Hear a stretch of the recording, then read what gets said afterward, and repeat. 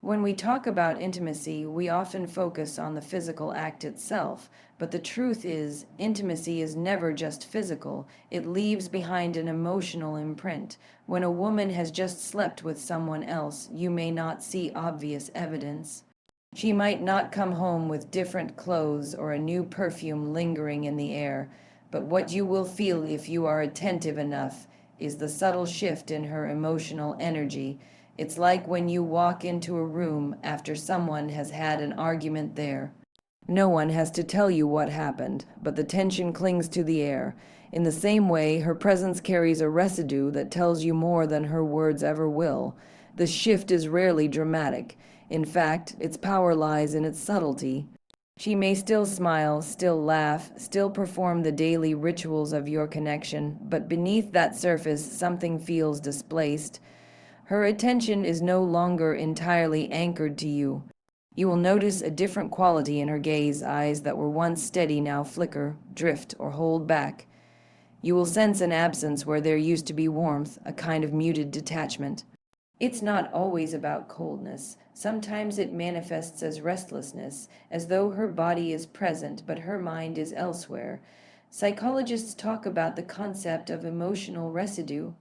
After a significant emotional or physical experience, we carry the after effects like a kind of psychic footprint. Think about how you feel after an intense conversation or after an exhilarating night out.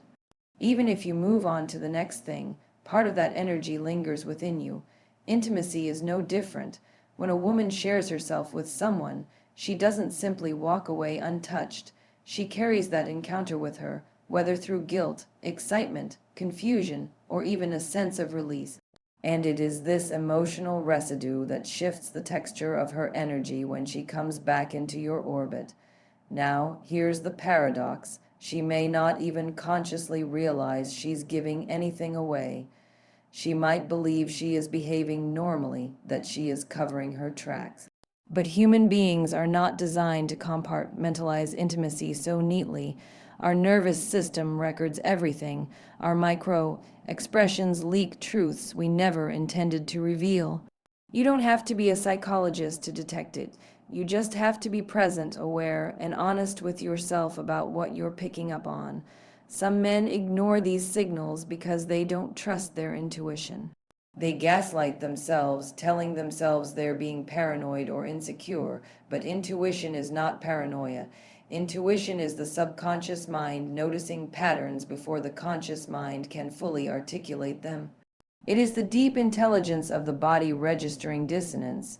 You don't need proof in the form of messages or confessions. The proof is already vibrating in the space between you. The subtle shift in emotional energy is itself a kind of evidence, unspoken but profoundly real. What does this look like in practice? Sometimes it appears as an emotional withdrawal. She used to share the details of her day freely, but now her answers are shorter, less animated. Her presence feels thinner, like she is holding something back. Other times it shows up as overcompensation. She becomes overly affectionate, unusually attentive, showering you with praise or touch. But if you pay attention, the affection feels performative, not organic. It's not born of genuine connection in that moment, but rather out of an unconscious attempt to mask the guilt or redirect suspicion. Both withdrawal and overcompensation are symptoms of the same root, an energy that has been displaced elsewhere. And there's another layer here that's often overlooked. When a woman has been with someone else, she sometimes carries the emotional state of that experience back into the relationship. If the encounter was thrilling, she may appear unusually buoyant, almost glowing, but the glow doesn't connect with you. It's self-contained, as though she is carrying a private secret joy. If the encounter was laced with guilt or shame, her energy may feel heavy, distant, and burdened. Either way, what you sense is that she is emotionally tethered somewhere else. This is why people often describe the experience of being with someone who is physically there but not really there. You can sit next to her, share the same space, even the same bed, yet feel alone. Presence is more than proximity. Presence is about where someone's emotional energy is invested. When her energy is no longer fully with you, you feel the emptiness no matter how much she tries to fill the space with words or gestures. Now, it's important to acknowledge that this isn't always about deceit or betrayal in a moral sense. Sometimes the shift happens because a woman is conflicted, because she herself is unsure of what she wants or where her loyalties lie. But whether intentional or not, the result is the same. You experience a fracture in the connection. The seamless flow you once had is interrupted. It's like listening to a song and suddenly hearing an off-key note. The music continues, but you can't unhear the dissonance. This is where discernment matters. Many men, when they sense this shift, react impulsively, through anger, accusation, or control. But the wiser response is to observe, to sit with what you're sensing without rushing to fill the silence with confrontation. Often, the truth reveals itself not through interrogation, but through patience. Emotional energy has a way of surfacing. It resists being buried. The more she tries to conceal it, the more it leaks out through tone, body language, and the small cracks in her performance. The reason this key point is so essential is because it reminds us that relationships are not sustained by words alone. They are sustained by presence, by the invisible yet palpable exchange of energy between two people. And when that energy shifts, when it is redirected elsewhere, it changes the entire atmosphere of the relationship. You may not always be able to articulate it clearly, but you can feel it in your bones. The lesson then is not about becoming paranoid or hyper-vigilant. It is about trusting your sensitivity, honoring your ability to detect shifts that cannot be explained away by logic. Because when you do, you stop clinging to illusions and begin to see things as they are. The subtle shift in emotional energy is not just a sign that something happened. It is an invitation to pay attention, to confront the reality of where intimacy is flowing, and to decide what you will do with that truth. And sometimes the most powerful thing you can do is simply acknowledge what you already know without needing her to say it, because the deepest betrayals are not hidden in words, they are hidden in the energy we carry. And energy never lies. If emotional energy is the first layer that reveals itself, then the second is the body, because the body always tells the truth. Even when words are carefully chosen, even when stories are rehearsed, the body betrays what the mouth is trying to hide. This is why when a woman has just slept with someone else, you often notice it not through what she says, but through the subtle micro changes in her physical behavior. These are not loud, dramatic gestures. They are quiet, almost invisible adjustments, yet they speak volumes. We underestimate how deeply intimacy is stored in the body. Neuroscience shows us that our nervous system records experiences long before our conscious mind does. This is why trauma, for example, doesn't just live in memory. It lives in posture, in tone of voice, in the way someone flinches or stiffens when triggered. The same principle applies to intimacy. When a woman shares her body with another man, that encounter leaves echoes in her body language. The way she holds herself with you afterward is never exactly the same. One of the clearest signs is in proximity. Think about how naturally two people in love gravitate toward each other. They lean in, they close the distance. Their bodies speak a language of comfort and ease. Now contrast that with what happens when her intimacy has been redirected elsewhere. She may still sit next to you, but she doesn't lean in the same way. She might pull slightly back when you reach for her, not dramatically, but enough that you feel the shift. The closeness that once felt effortless now requires effort. Eye contact is another giveaway. Our eyes are direct portals into our emotional state. When someone has nothing to hide, their gaze tends to be steady, relaxed, open. But when a woman is carrying a secret, her eyes tell on her. She might avoid holding your gaze for too long, as if afraid you'll see through her, or in some cases, she may overcompensate, staring too intently, as though trying to prove she's got nothing to conceal. Both avoidance and exaggeration are red flags because authenticity usually rests in the middle, natural, unforced, uncalculated. Touch is perhaps the most revealing shift of all. Pay attention to how she responds to your hand on her arm, your arm around her waist, the small gestures of intimacy that were once so fluid between you. If she stiffens slightly, if she doesn't melt into your touch the way she used to, something has shifted. Physical comfort is a barometer of emotional alignment. When she has just been physically intimate with someone else, that comfort with you can falter, not always out of guilt, but because her body has already been attuned to another. Sometimes the changes show up as restlessness. She might fidget more, adjust her hair repeatedly, or seem unable to settle into stillness around you. This restlessness is often unconscious. It's the body manifesting internal conflict, the tension of trying to appear normal while carrying the weight of another connection. On the other end of the spectrum, she might suddenly become unusually still, guarded, her body closed off as though she is protecting herself. Both restlessness and guardedness are signals that the body is not at ease. Even her voice can shift, a slight difference in tone, a hesitation before she answers, a softness that wasn't there before. All of these are subtle markers. Voice carries emotion far more honestly than words do. You can say, "I'm fine," in a dozen different tones, and each one reveals a different truth. When a woman has just been with someone else, the voice often carries an edge of tension, of strain, even if her words sound innocent. Now, here's where it gets more complex. These micro changes don't exist in isolation. On their own, any one of them could be explained away: stress from work, a bad night's sleep, being distracted by other responsibilities.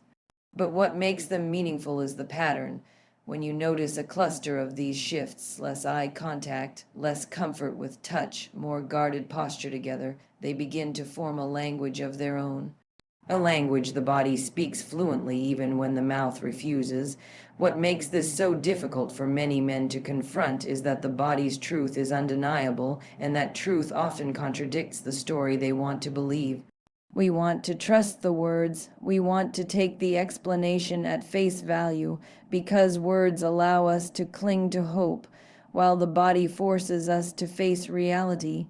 Yet it is precisely in moments like this that you must have the courage to trust what you see and feel in her body language, rather than what you are being told. There's also a philosophical dimension here. In relationships, we often talk about honesty as if it only lives in words, but honesty is much deeper than that. Honesty is coherence between mind, body, and spirit. When a woman's body no longer aligns with her words, that incoherence is itself a form of dishonesty, whether she intends it or not. And it is this incoherence that erodes trust, sometimes even faster than outright lies. Because you don't just lose trust in her, you lose trust in the very fabric of the connection. So what do you do with this knowledge? You don't need to become a detective monitoring every blink and every gesture. That would only breed paranoia. Instead, you become a student of presence. You pay attention not just to what she says, but to how she says it, how she moves, how her body responds to yours. You learn to read the unspoken dialogue that exists between two people who are intimately connected. And when that dialogue breaks down, you don't dismiss it as nothing. You take it seriously because the body never lies. The danger is not in seeing these micro changes. The danger is in ignoring them. Too many men see the signs and silence themselves, choosing comfort over clarity. But what begins as small shifts in body language soon becomes an ocean of distance. And by the time you acknowledge it, the connection is already gone. So the challenge is simple but not easy. Trust the evidence of the body. Trust what you see, trust what you feel, even when it's inconvenient, even when it hurts. Because in the end, words can deceive, stories can be rewritten, but the body always tells the truth. And when you dare to look at that truth without flinching, you reclaim your power to decide where you stand.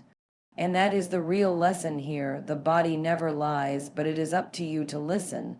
See, when energy shifts and when the body reveals its truths, the next layer to pay attention to is the language, the words, the stories, the explanations she offers.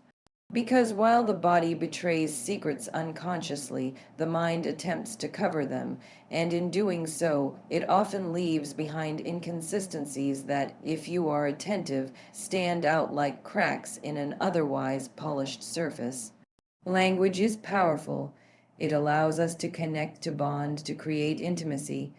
But language can also be used as a shield, a mask, a performance. When a woman has just been with someone else, her words often stop being pure expressions of connection and begin to function as tools of concealment. She isn't always deliberately lying. Sometimes she's only trying to manage guilt, to control how you perceive her, or even to convince herself of a narrative she wishes were true. But whether intentional or not, those words stop aligning with reality. And it is in that misalignment where you can hear the truth she does not want to admit. One of the first signs is vagueness. Where she once offered details freely, she now offers fragments. The story of her day becomes less specific, less textured. Instead of saying she went to dinner with a friend at a particular place, she might simply say, I was out. Instead of describing how she felt about an event, she gives you the surface version, something quick, polished, but hollow.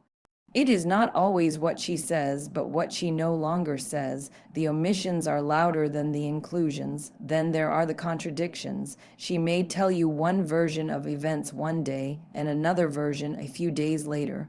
Small details shift, timelines blur, explanations don't quite line up. At first, these inconsistencies might seem insignificant, easy to dismiss as forgetfulness, but the human mind is actually very good at remembering the truth. What it struggles with is remembering lies. When a story has been constructed rather than lived, it is fragile because it lacks the coherence of reality, and that fragility reveals itself in the cracks. Sometimes the inconsistency isn't in the facts themselves, but in the delivery. A woman who used to be relaxed in conversation now becomes defensive when you ask simple questions. She offers more explanation than you asked for, piling on unnecessary details as if overcompensation will make her words more believable, or she may react with irritation as though your curiosity itself is suspicious. But that very defensiveness is the giveaway, because truth does not need to defend itself, only lies do. Another subtle sign is in timing. She might take longer to answer, as though she's calculating before she speaks. Or she might rush to answer too quickly, rehearsed in a way that feels unnatural. The rhythm of speech changes when someone is concealing something. It is either too slow, too measured, or too fast, too rehearsed. Authentic speech usually has a natural flow, a spontaneity, but when she is editing herself in real time, that flow is disrupted. The most fascinating part of this is how deeply psychological it is. People think deception is about skill, but in reality, deception always leaves behind residue. Because the human psyche craves congruence. When someone says one thing but feels another, that dissonance leaks out. You hear it in the tone of voice, you sense it in the hesitation, you feel it in the way the story doesn't fully land in your gut. This is not paranoia, it's pattern recognition. Your mind and body are picking up on the misalignment between words and reality. Now, here's the deeper question. Why do we ignore these inconsistencies when we notice them? Often it's because we want to believe the words. Words are soothing. They give us certainty, even if it is false. To call out the inconsistencies would mean confronting the possibility that the relationship is no longer what we thought it was. And for many, that truth feels unbearable, so they silence their own perception. They tell themselves it's not a big deal, that they're overthinking. But deep down, the discomfort remains. Yet, ignoring inconsistencies doesn't protect you. It only prolongs the pain. Because the gap between what is said and what is real always widens. It may begin as small omissions, but over time, it becomes a full double life. And by the time the truth fully surfaces, you realize the signs were there all along. This is why the most important skill is not just listening to words, but listening through words. Asking yourself, does her language align with her energy? Does her story match her body? Do her explanations fit the reality you are both living? When the answer is no, you are not imagining things. You are witnessing the fracture between appearance and truth. There is also a philosophical layer here. Words, at their best, are bridges of intimacy. They allow two people to share inner worlds, but when words are used to hide, they become walls instead of bridges, and a relationship built on walls cannot sustain real connection, because intimacy is not just the sharing of bodies, it is the sharing of truth. When her words no longer carry truth, even if her body is still with you, the relationship begins to hollow from the inside out. The paradox is that these inconsistencies often hurt more than the act itself. Because betrayal is not just about what happened, it is about being deceived. It is about realizing that while you were listening with trust, she was speaking with calculation. It is about knowing that the words that once made you feel secure were being used against you. And that pain cuts deeper than the betrayal of the body because it undermines the very foundation of trust. So what do you do when you notice these inconsistencies? You resist the urge to dismiss them. You don't need to interrogate every word, but you also don't silence your perception. You allow yourself to acknowledge the dissonance even if you're not ready to act on it yet, because acknowledging the truth is the first step toward reclaiming your clarity. The tragedy is not in being lied to. The tragedy is in lying to yourself once you already know. Because when you deny what you see, what you feel, and what you hear between the lines, you don't just lose her, you lose yourself. The ultimate lesson here is simple, but it requires courage. Trust coherence. When words and reality no longer align, believe the misalignment, not the story, because stories can be rewritten, but truth always resists distortion. And the inconsistencies are not accidents. They are signals, flashing lights, warnings telling you that something has shifted. Your choice is whether to face that truth now or to wait until it becomes impossible to ignore. And the truth, if you dare to face it, will always set you free. Desire is perhaps the clearest mirror of truth in any intimate relationship. It is the one domain that cannot be convincingly faked for long. You can rehearse your words, you can adjust your body language, you can try to manage your emotional energy, but desire has its own logic. It doesn't negotiate, it doesn't pretend, it doesn't obey appearances. It simply reveals where attraction, interest, and longing are presently directed.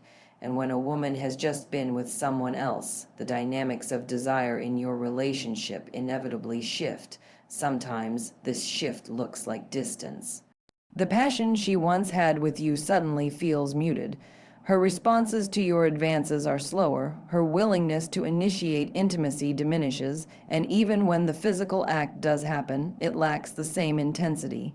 It is not always that she doesn't care for you anymore. It is that the urgency of her desire has already been expressed elsewhere. Desire, once fulfilled in one place, rarely burns with the same fire in another. What you feel then is not simply rejection, but the quiet redirection of energy. Other times, paradoxically, the shift manifests in the opposite way. You may notice a sudden surge of affection, a new intensity in her physical engagement with you. She may initiate more often, or her passion may seem heightened, almost performative. At first, you might mistake this for a revival of the relationship, but if you look closer, it is often fueled not by genuine connection, but by guilt or compensation. It is a way of covering the tracks, of convincing both herself and you that nothing has changed. Yet the passion feels different. It doesn't flow naturally, it arrives with force, like a performance designed to distract. This duality is what makes desire such a revealing marker. It doesn't move in one predictable direction, it shifts according to the emotional landscape beneath it. But whether it cools into distance or ignites into forced intensity, what matters is that it changes. The familiar rhythm of desire that once bound you together no longer feels stable, and in that instability, the truth of her other encounter reveals itself. Desire is also deeply psychological. It is not just about physical need, it is about presence, about where someone's attention and emotional investment lie. When a woman has shared herself with another man, her inner world recalibrates. Even if she still cares for you, part of her psychological energy is now oriented elsewhere. And because desire is an expression of inner orientation, it reflects that shift. This is why you may sense that even when she is physically with you, she is not entirely available. Her body may be present, but her desire feels divided. There's also a deeper philosophical truth here. Desire is not something you can manufacture on command. It arises from authenticity. It is a raw, unedited expression of where someone's inner self wants to go. And when that authenticity is compromised, when she is trying to direct her desire toward you while it is actually tethered elsewhere, you feel the dissonance. It's not always in what she does, but in what she no longer does. The lack of spontaneity, the absence of eagerness, the silence where there used to be hunger. And this is what makes the altered dynamics of desire so painful. Because while inconsistencies in words can be rationalized and changes in body language can be explained away, desire is more difficult to dismiss. You feel it immediately in the bedroom, in the smallest touches, in the pauses before she leans in for a kiss. You can sense when someone wants you wholeheartedly and when they are simply allowing the motions to happen, and that gap between real desire and forced intimacy cuts deeper than any spoken lie. What many people don't realize is that desire is also cyclical. When it cools in one direction, it tends to warm elsewhere. When it burns too brightly in one place, it leaves little fuel for another. So when you notice that her desire for you has shifted, it is not simply about fatigue or distraction. It is about reallocation. Desire has been redirected, and you are no longer its primary recipient. The tragedy is that many men gaslight themselves in these moments. They tell themselves it's stress, hormones, a busy schedule. They search for external explanations because acknowledging the truth that her desire has been touched by someone else feels unbearable, but this self-denial only deepens the fracture because desire, once it has shifted, rarely returns to its original state untouched. You cannot simply wish it back into being, so the real question becomes, what do you do when you notice this altered dynamic? The answer is not to beg for desire, nor to demand it, because desire cannot be forced. It can only be given. To pressure, it is to strip it of authenticity. Instead, the task is to recognize it for what it is, a signpost pointing to the deeper reality of where she has invested her intimacy. To see clearly, without illusion, that the fire no longer burns the same way, and that pretending otherwise will only prolong the inevitable. This doesn't mean you react with rage or control. It means you reclaim your dignity by trusting what you already feel. Because your sensitivity to desire is not a weakness, it is the deepest form of intelligence in relationships. It is what tells you the truth long before the mind dares to acknowledge it. And when you honor that truth, you stop clinging to appearances and begin standing in reality. At the heart of it, altered desire is not just about sex. It is about connection. It is about knowing whether the bond between you still carries authenticity or whether it has been hollowed out by her involvement elsewhere. And in that awareness, you are faced with a choice to keep participating in a performance or to step back into your power by refusing to settle for half-hearted intimacy, because the deepest betrayal is not that her body was with someone else. It is that her desire was no longer with you, and when desire leaves, love without desire becomes only duty, routine, or convenience that may sustain a household, but it will not sustain a soul, so the challenge is to see clearly, to stop mistaking performance for passion, guilt, driven intensity for genuine longing, or absence for fatigue. to honor the evidence of desire as it is, not as you wish it to be, because desire does not lie. It tells you unfiltered where the truth resides, and once you dare to see it, you can no longer be deceived.